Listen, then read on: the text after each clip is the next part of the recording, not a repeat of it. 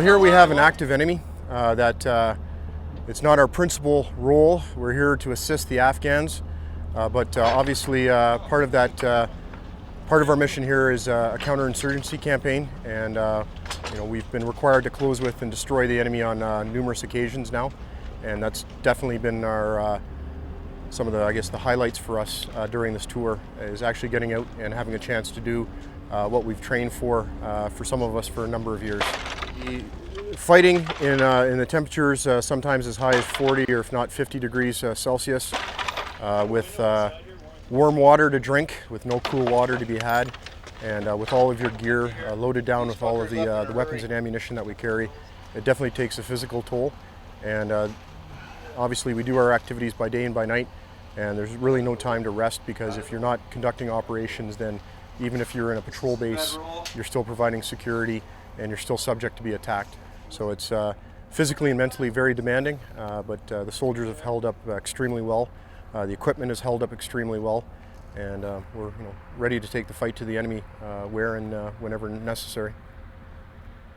It's extremely complex terrain, and it's a different type of enemy, an enemy that's very difficult to locate on the battlefield. And our basics really pay off, and the quality of our soldiers in terms of their soldier skills, and the quality of our junior leaders right up to the platoon commander level is second to none amongst our coalition partners. So again, if we get the soldiers vectored in on where the enemy is, they'll go to it. They know what to do, and they get on with it. We also focused on using the LAV-3, which is a fantastic vehicle, in intimate support of our dismounted soldiers, and that has really been the force multiplier for us over here. We've had excellent use of artillery, but whenever we haven't had aviation, so attack helicopters or fast air to support us, our LAVs are always there, and they are a battle winner.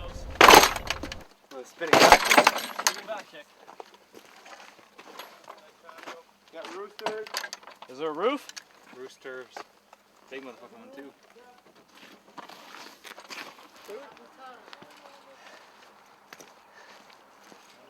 The opium compounds, all you gotta do is open the door. Yeah.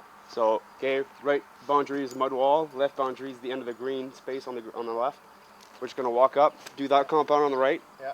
and do that compound on the left. Yeah. Making sure to kick in the doors for the drawing facilities just to have eyes in. Yeah. That's too easy to clear.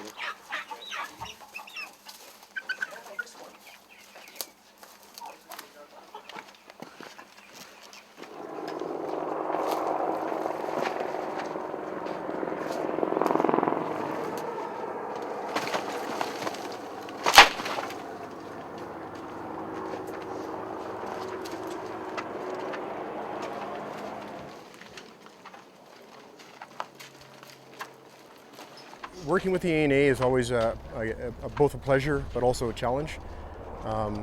It's taken us quite a bit of time to learn how to best use our Afghan National Army partners as well as the Afghan National Police. Both those organizations have their strengths and their weaknesses, and they're developing organizations.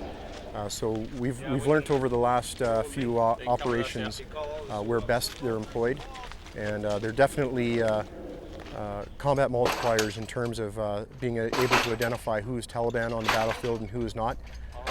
We make excellent use of them to help us with the searches. So we always try to put an Afghan lead into all of our operations. They're excellent when we conduct leader engagements because they just add a level of credibility that we can't to leader engagements with the local population. So it's truly been a pleasure in that respect to work with them.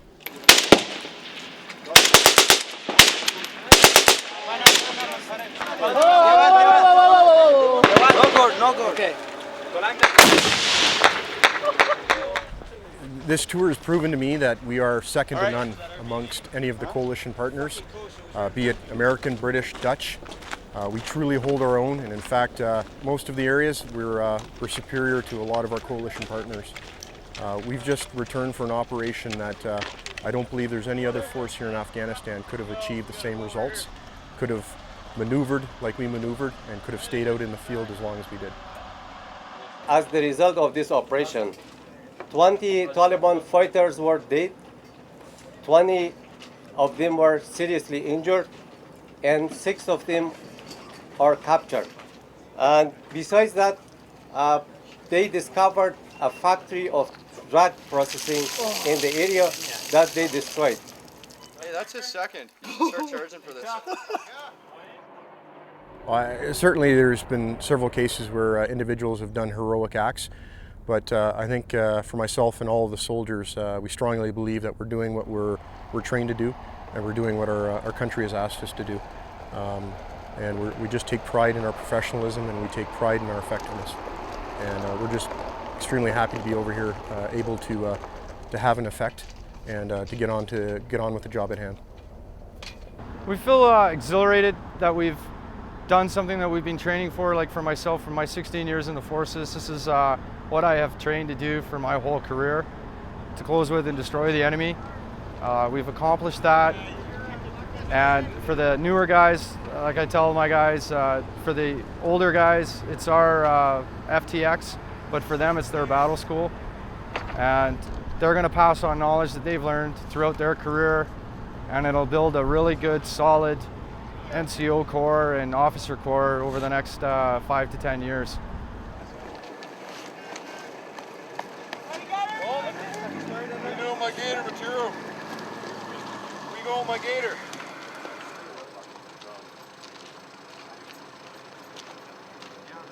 When the Taliban try to get in again, we will return with large forces to deal with them again.